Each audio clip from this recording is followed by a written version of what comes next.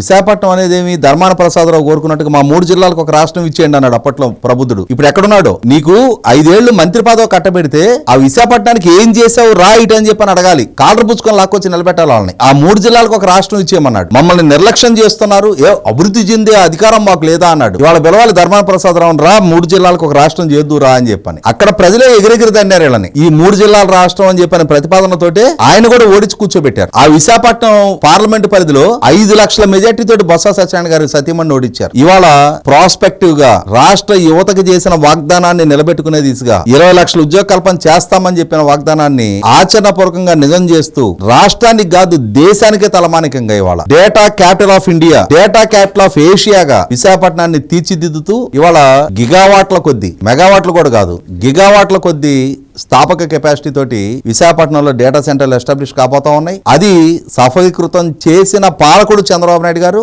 దాన్ని సాధించి రేపు శంకుస్థాపన చేయబోతున్న IT and HRD minister Nara Lokesh. అదే విశాఖపట్నం పరిధిలో గతంలో ఒక ఐటీ మినిస్టర్ చూసాం మనం. నూడిల్స్ బళ్ళు, ఫ్రైడ్ రైస్ బళ్ళు ఓపెన్ చేసుకున్న గుడివాడ అమర్నాథ్ ఎలియాస్, కోడిగుడ్డ అమర్నాథ్ ఇప్పుడు తలెక్కడ పెట్టుకుంటాడు.